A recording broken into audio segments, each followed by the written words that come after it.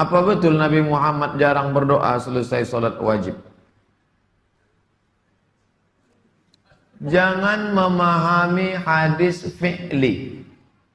Mana perbuatan Nabi? Mana perbuatan Nabi? Ucapan Nabi? Ma'udhifa ila Nabi SAW min qaulin, ucapan, au fi'lin, perbuatan, au takririn, tiga-tiga ini sunnah. Ketika Nabi ditanya, apa doa yang paling makbul ya Rasulullah? Apa kata Nabi? Jawfil lail, doa tengah malam selesai tahajud. Yang kedua, ba'dal maktubah, selesai salat fardu. Kenapa dibeda-bedakan? Qauli, fi'li, takriri. Tak pernah ulama memisahkan antara itu. Qauli, nanti orang salat Allahu Akbar kabira, walhamdulillah katsira. Pernah dibuat Nabi? Mana pernah Nabi baca Allahu Akbar kabira? Itu takriri, sahabat yang buat. Allahu Akbar kabira, walhamdulillah katsira, subhanallah bukratan wa asila. Selesai salat Nabi tanya, siapa yang baca Allahu Akbar kabira tadi? Anak, kata sahabat. Mutihal abwabus sama, terbuka pintu langit. Kulihat malaikat membuka pintu langit karena doa yang kau baca. Apa kata Abdullah bin Umar? Aku tak pernah meninggalkan Allahu Akbar kabira sejak aku mendengar doa itu. Takriri. Jadi jangan sikit-sikit. Pernah tak dibuat Nabi? Pernah tak dibuat Nabi? Pernah tak dibuat Nabi? Macam yang beliau selalu kerjakan adalah zikir setelah sholat, dengan zikir sholat yang sudah masyhur, istighfar, kemudian baca Allahumma antas salam, sampai membaca ayat kursi, al-ikhlas, al-falaq, an-nas, baca subhanallah, alhamdulillah, Allah akbar 33 kali, sampai terakhir baca digenapkan la ilaha illallah wahdahu la syarika. Selesai itu semua hadis Nabi SAW menjelaskan setelah sholat, Rasulullah SAW langsung berdiri. Memang beliau tidak pernah berdoa habis sholat waktu itu. Memang begitu. Bukan doanya yang jadi masalah, bukan. Karena Rasulullah tidak kerjakan, jadi kita tidak kerjakan. Saya tekankan dalam pengajian saya, kalau anda punya hajat berdoa, berdoalah setelah sholat ba'diyah. Insya Allah aman. Karena sudah lepas dari paket yang Nabi tentukan. Selama Rasulullah SAW sudah mencontohkan dan memerintahkan sebuah perbuatan, ditentukan tempatnya, jumlahnya, waktunya, jangan pernah dilanggar. Habis sholat bacalah subhanallah 33, alhamdulillah 33, Allah Akbar 33. Jangan anda bilang saya bisa baca 100. Loh, Rasulullah suruh 33 kok. Ditentukan, jangan lebih pintar. Nanti setelah sholat, jangan ikutkan dengan paket rangkaian sholat ini. Di luar waktu sholat anda membaca 100, silahkan. Karena nggak ada penekanan di situ. Kalau ada penekanan waktu, tempat, dan jumlah, jangan dibantah. Anda pengikut Rasulullah atau bukan, gitu kan? Harus jadi jelas. Yang membuat umat ini di Indonesia juga jadi masalah sekarang, karena mau buat sendiri. Semaunya sendiri. Kenapa akhi, kenapa Pak Kiai, kenapa Habib, kenapa Ustadz, kenapa buat ini? Bukankah Rasulullah tidak mencontohkan? Oh nggak apa-apa, ini kan baik. Loh, kalau semua orang berkata seperti Anda, apa yang tertinggal dari agama kita? Kira-kira apa lagi yang tertinggal? Nggak ada kemurnian agama, karena semua orang mau buat semaunya. Gitu kan? Semaunya sendiri. Pindah rumah, baca berzanji. Apa itu berarti sejarah Nabi? Kenapa baca berzanji, saudaraku? Rasulullah waktu pindah rumah pernah baca-baca gitu nggak? Nggak pernah. Kenapa dibuat? Anda muslim bukan? Muslim. Ya saya harus ikuti. Kalau tidak akan terus ini mengakar nih. Anda buat satu bid'ah sekarang. Bid'ah itu lawannya sunnah. Anak Anda akan buat 10 bid'ah. Cucunya akan buat 100 bid'ah. Akan banyak bid'ah merakar di masyarakat. Dan agama akan ditinggalkan. Kemurnian sunnah akan hilang. Gitu kan? Ini bahaya. Ingat. Nabi SAW mengatakan kepada kita dengan hadis yang sangat jelas. Hadis sahih riwayat Imam Ahmad bunyinya begini. Semoga Allah merahmati umatku yang menukil dariku seperti apa yang aku ajarkan atau sebutkan. Sampai ulama hadis mengatakan Nabi ucapin habis sholat astagfirullah. Maka sahabat tidak ada berani yang menambah azim. Enggak ada sahabat yang bilang astagfirullah azim habis sholat, enggak ada. Astagfirullah saja karena Nabi ucapin itu. Mereka mengakui tidak lebih pintar daripada Nabi SAW. Kenapa kita harus tambah? Astagfirullahaladzim, wali walidayya, wali muslimin, panjang. Dari mana ini semua? Ditambah-tambah, diembel-embelin, kenapa? Akhirnya keluar dari ajaran Nabi Muhammad SAW. Ini masalah gitu kan? Kenapa harus? Selesai sholat, apakah berdoa atau berzikir? Ada sebuah hadis yang sahih yang mengatakan di antara waktu mustajab itu adalah fi duburi al-fara'id atau fi duburi as-salawat al-maktubah. Di duburnya, penghujungnya salat wajib itu ada doa mustajab. menentukan kalimat dubur ini jamaah, terjadi perbedaan pendapat. Apakah di penghujung sholat sebelum salam atau selesai salam? Yang berpendapat bahwasanya itu sebelum salam. Jadi selesai baca salawat buat Nabi alaihi salatu wassalam mengatakan innaka hamidum majid, itu doa sebelum salam. Karena itu yang sering dilakukan Nabi Muhammad SAW sebelum salam selalu berdoa. Pendapat kedua mengatakan ya selesai sholat memang. Jadi selesai kita berzikir, selesai kita astaghfirullah 3 kali, Allahumma antas salam, terus baca subhanallah, alhamdulillah, Allahu akbar, kemudian baca ayat kursi, kemudian baca qul huwallahu ahad, qul a'udzu bil falaq, qul a'udzu bin nas, kemudian kita mau berdoa, silahkan.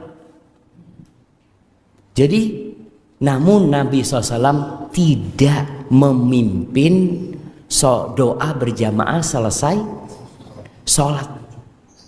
Artinya Rasul SAW di Masjid Nabawi yang bertahun-tahun beliau sholat di sana, tidak disebutkan dalam hadis sahih pun yang menyebutkan Nabi SAW memimpin mereka doa pada waktu itu. Tapi kalau doa, fadhal. Kalau memang ada permohonan ketika itu, silahkan.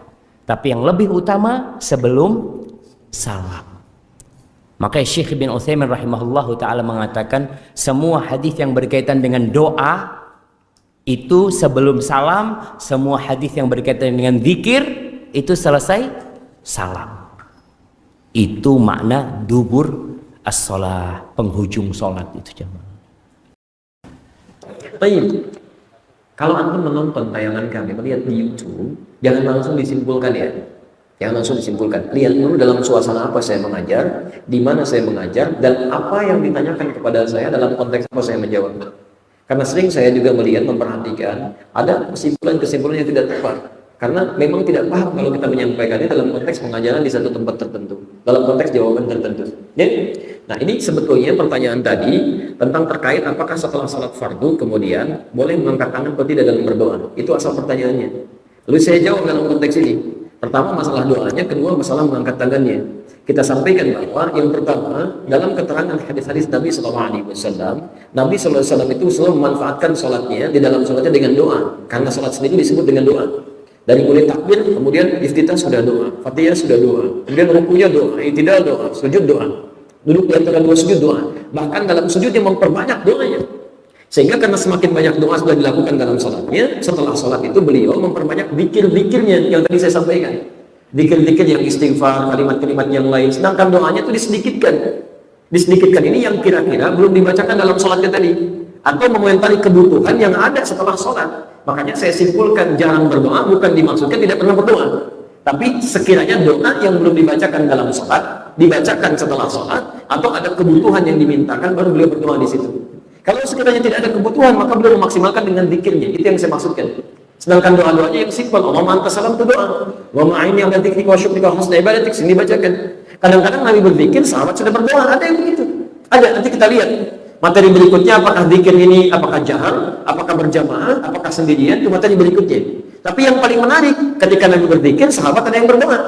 Buka kitab Al-Aqaidah Al-Islamiyah karangan Said Sadat, halaman 29, posisi paling kanan di pertengahan, hadis nomor yang keempat. Ini ketika Nabi sedang berzikir, ada sahabat yang berdoa. Allahumma innaka antal ahad, as-samad, alladhi lam yalid wa lam yulad wa lam yakul lahu kufuwan ahad. Allahumma inni as'aluka an taghfira li. Ya Allah, saya akui, saya yakini Engkau adalah Allah al-Ahad, satu-satunya. Yang tempat bergantung, tidak beranak, tidak diperanakan, tidak ada sekutu bagimu ya Allah. Hamba memohon ya Allah, mohon ampuni dosa hamba. Kata Nabi, tahu dari mana kamu doa itu? Tadi tahukah engkau? Ini adalah doa. Idza du'iya bihi ajaba wa idza su'ila bihi a'ta. Doa ini kalau engkau mintakan dengan itu akan dikabulkan, kalau berdoa akan dijawab. Dikomentari oleh Nabi SAW, yang berdoa sahabat. Nabi sendiri sedang berzikir di situ. Doa sendiri. Jadi kalimat-kalimat berdoa pasca sholat yang saya sebutkan jarang bukan berarti tidak berdoa, tapi sesuai dengan kebutuhan yang tidak dipanjatkan dalam sholatnya. Jelas di sini. Baik. Nah sekarang dari situlah kemudian disimpulkan yang mengatakan kami mengambil hadis dari At-Tirmidzi, Nabi tidak pernah mengangkat tangan setelah selesai sholat fardu, karena memang yang dibacakan Nabi setelah selesai sholat itu zikir kalimat thayyibah bukan doa. Antum saat istighfar mengangkat tangan nggak? Astagfirullah, astagfirullah, astagfirullah. Kan tidak kan? Ya saat doa itu yang diangkat. Doa mengangkat tangan, sering Nabi mengangkat. Sampai-sampai turun ayat Quran mengatakan Nabi sering mengadah ke langit mengangkat tangannya bermohon. Quran surah kedua Al-Baqarah ayat 144, posisi paling kiri sebelah bawah. Ketika Nabi meminta kiblat dipindahkan ke arah Al-Masjidil Haram. Qad nara taqalluba wajhika fis sama. Kami sering melihat engkau menengadahkan wajahmu ke langit memohon, mengangkat tangan bermohon kepada Allah, ya Allah, ya Allah. Alihkan kiblat diri. Baik. Jadi yang dimaksudkan kenapa jarang mengangkat tangan? Ya, tidak mengangkat tangan setelah selesai salat fardu itu bukan berarti nggak berdoa, bukan. Karena Nabi langsung berzikir dengan kalimat istighfar yang tadi itu yang kita uraikan itu. Sedangkan kalimat itu tidak menuntut mengangkat tangan. Jadi hukum mengangkat tangan pasca berdoa itu boleh-boleh saja. Kalau antum misalnya ingin berdoa, mengangkat tangan boleh. Bahkan hadisnya banyak di situ yang menerangkan bahwa orang-orang yang mengangkat tangan saat berdoa, masya Allah, itu lebih cepat dikabulkan oleh Allah Subhanahu Wa Taala. Bahkan bahasa hadisnya, Allah sangat malu kalau membiarkan orang menengadahkan tangannya tanpa mendapatkan apa-apa dalam keadaan hamba maksudnya. Jelas di sini. Jadi kalau membaca hadis, jangan kalimatnya begini langsung disimpulkan, tidak. Ada ilmunya di situ. Harus dilihat. Tidak semua hadis yang antum baca terjemahannya begini, maknanya begitu, belum tentu. Belum tentu. Saya sering sampaikan, salat sunnah paling baik di mana dilakukan? Di rumah, jangan sampai sini bacanya. Afdhalun nawafil fi baiti, ya, malam takunil faraid. Salat nafilah terbaik di rumahnya sepanjang bukan salat fardu. Belum selesai kalimat salat seterusnya wa baiti huna, dan rumahku di sini. Kata Ibnu Hajar Al-Asqalani, kalimat wa baiti huna fa hadha yadullu ala anna idza kana baitu qariban min al-masjid. Ini menunjukkan hukum bahwa jika rumahnya dekat dengan masjid, karena rumah Nabi di masjid. Begitu adzan, Nabi salat sunnah di dalam. Di rumahnya, begitu iqamat beliau keluar, rumahnya dekat dengan masjid. Tapi kalau rumah antum misalnya jauh dari masjid, tunaikan di masjid. Anda misalnya rumah dekat dengan masjid samping, ingin subuhan di sini, tunaikan sunnahnya di rumah supaya tempat sujudnya lebih banyak menjadi saksi di akhirat. Tapi saya, masya Allah, rumah di Bekasi, mau ngajar subuh misalnya di Istiqomah di Bandung, salat sunnahnya di sana, nyampe sini kapan? Bukan cuma salat subuhnya, kajian bisa terlewatkan. Nah itu cara baca hadis di antaranya. Makan yang sunnah dengan apa? Tangan atau sendok? Tangan berapa jari? 3 jari. Berarti kalau 5 jari nggak sunnah. Coba baca dulu hadisnya. Mungkin antum baca dengan terjemahan, tidak dibaca dengan ilmunya. Ada balaghah di situ, ada kinayah, ada majaz. Nabi menyampaikan, makanlah kalian dengan sunnah seperti ini, 3 jari yang dipegang kurma begini. Kurma dipegang dengan 3 jarinya, mencontohkan makanlah seperti ini. Sedangkan zaman Nabi sudah ada roti disobek, yang lain syurbah macam-macam. Tayyib, disepakati oleh ulama, dilihat di situ yang dimaksudkan, disepakati itu dilihat hadisnya maksudnya, dianalisis. Ketika dikatakan megang seperti ini bukan mengisyaratkan setiap makan harus dengan 3 jari, bukan. Maksudnya makan sesuai kadar makanan. Kalau antum makan kurma dengan 5 jari, apa maksudnya? Artinya apa? Itu bahasa Jepangnya rawong. Begini, tok 5 jari. Tidak. Maksudnya makan sunnah itu sesuai dengan kadar makanannya. Kalau nasi 5 jari, aku makan nasi pakai 3 jari kapan habisnya? Kok lambat banget? Ini sunnah Nabi. Begitu, lihat konteksnya. Orang sudah nyiapkan sayur, dimasak-masak, berapa jam cari bumbunya, udah jadi, didiemin aja. Kenapa nggak diminum? Masih panas ya? Bukan. Kenapa? Sunnah Nabinya pakai tangan, nggak bisa ngambil tuh. Airnya nggak bisa, diulupnya nggak bisa kan? Mau ngambil mangkuk pakai 3 jari begini susah. Ya, gunakan sendok dengan baik, makan dengan baik. Itu poinnya. Jadi makan sesuai kadar makanannya. Itu poinnya. Nanti banyak sekali banyak. Dan ada hadis yang sensitif ya. Masalah isbal, masalah janggut, masalah macam-macam dan sebagainya. Jadi ada hadis yang sifatnya lafzi, yang lafadznya langsung begitu, ada makna yang harus dilihat konteksnya seperti apa.